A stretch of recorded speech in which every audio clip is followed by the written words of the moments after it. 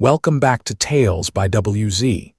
Today's story is about a man whose girlfriend vanished for a weekend, came back saying, "I married someone else while drunk in Vegas, but I love you," and he replied, "That is big," then called the police as she was arrested in their kitchen while her new husband rang asking for bail. As you listen, ask yourself what you would have done once you heard those words. My girlfriend said, "I married someone else." I replied, "That's big."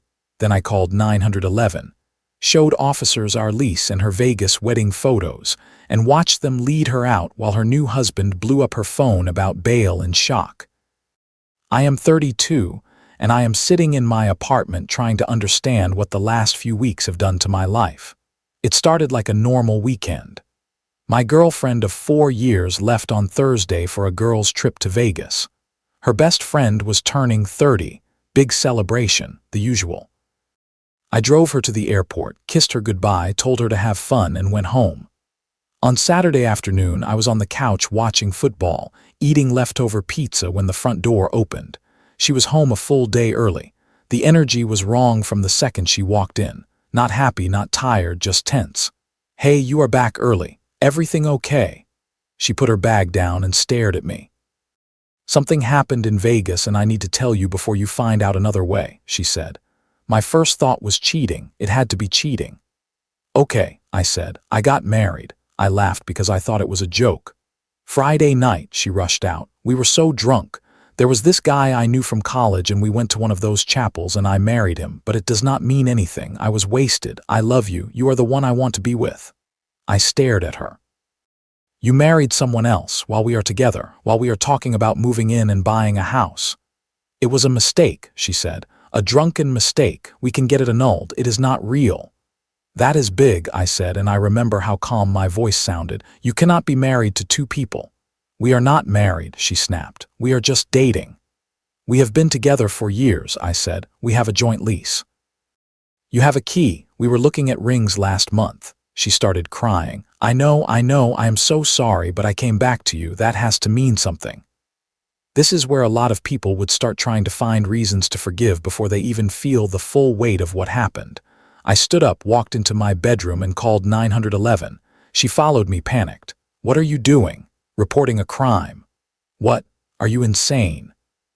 The dispatcher answered, and I explained, as simply as I could, that my girlfriend of 4 years had just come home and told me she married another man in Nevada while still in a committed relationship with me, living with me part-time. "I believe that is bigamy," I said. The dispatcher asked if I wanted to press charges. I said yes. My girlfriend's face went white. She tried to grab the phone, begged me to hang up. "You are ruining my life over a stupid drunken mistake," she sobbed. "You married someone else," I said, "yesterday and came home today like it is nothing. That is not a small mistake." 20 minutes later, 2 officers knocked on the door. They listened to my story. I showed them the lease with both our names, texts about furniture shopping, screenshots of her posts from Vegas, including a picture of her with some guy I had never seen before, both holding what looked like a marriage certificate. Caption: "Crazy night. Vegas, baby." The female officer turned to her. "Ma'am, did you get married in Las Vegas on Friday, November 3rd? She nodded, crying. "And you are currently in a relationship with this man?" the officer asked, nodding toward me. "Yes, but we are not married," she said. The officers checked the law. In our state, bigamy included knowingly entering a marriage while in a recognized long-term domestic partnership. 4 years together, joint lease, shared home, publicly committed. The officer looked at me. "Do you want to press charges?" "Yes," I said. She started begging again, promising to get it annulled that day, promising it meant nothing, promising she loved me. Then her phone rang.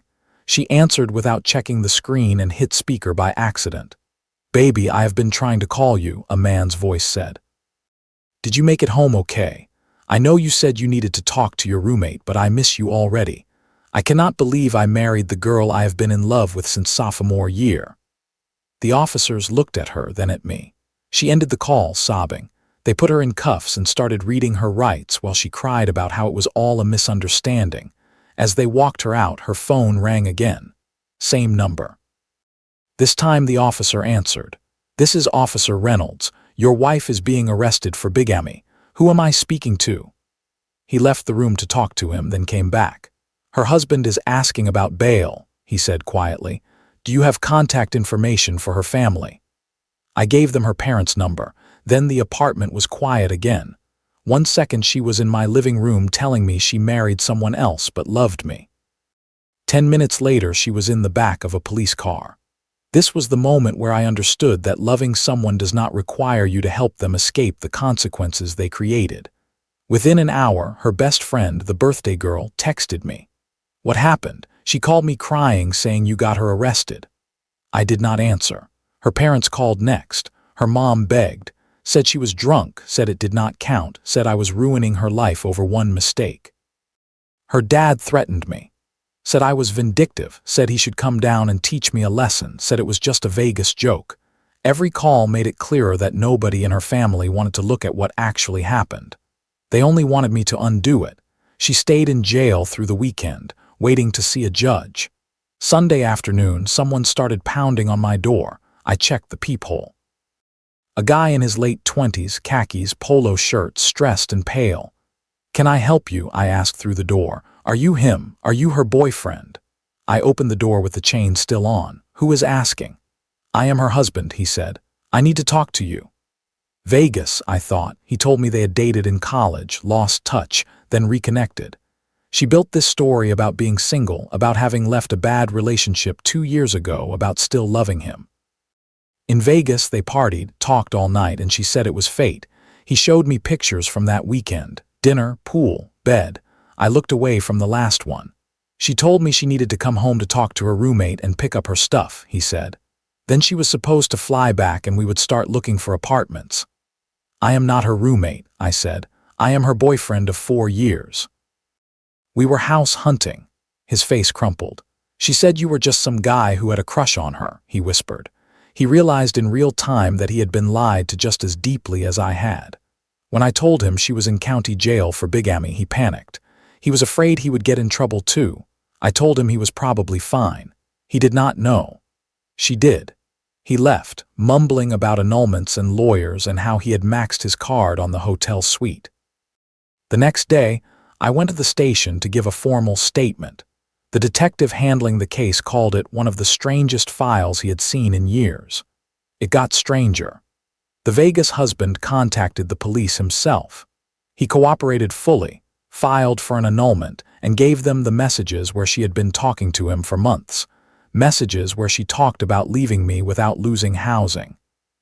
Messages where she called me stable but boring and him passion. Those messages killed any story about this being a random drunken mistake. It was planned. Her first court appearance came on Monday. Her public defender tried to argue that because we were not legally married, it was not bigamy. The prosecutor laid out the lease, our shared life, the statements from her parents calling me their future son-in-law, and the messages with the Vegas husband. The judge was not impressed. Bail was set at $15,000. Her parents did not have that kind of money available, so she called the Vegas husband from jail. He called me afterwards. "She asked me to bail her out," he said. "I told her I am filing for annulment and I never want to see her again. Then I called to ask if you are serious about pressing charges." "Dead serious," I said. "Good," he replied. "She lied to both of us." We ended up talking for 20 minutes. It was the strangest beginning of a friendship I have ever had. 2 men comparing notes about how the same person played us. Eventually, her parents scraped together enough to post bail. She came to the apartment with her dad to try her old key. It did not work. I had changed the locks and set up cameras. Through the door, I told them she could pick up her things with a police escort. I was not letting her in alone. Her dad yelled, threatened lawyers. I repeated myself. They left. Online, her family painted me as abusive and controlling, a man using the legal system to punish their baby girl for a moment of freedom. Her best friend sent long messages from burner accounts about how she was going through something and did not deserve this. This is where many people would back down and apologize just to stop being called a villain. I did not.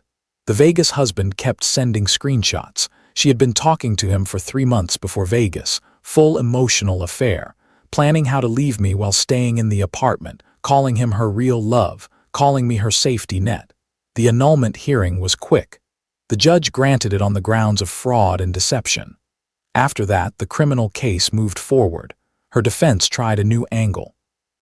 They claimed she was escaping my coercive control. They said I was controlling and financially abusive. They tried to turn me into the villain who forced her into a cry-for-help marriage.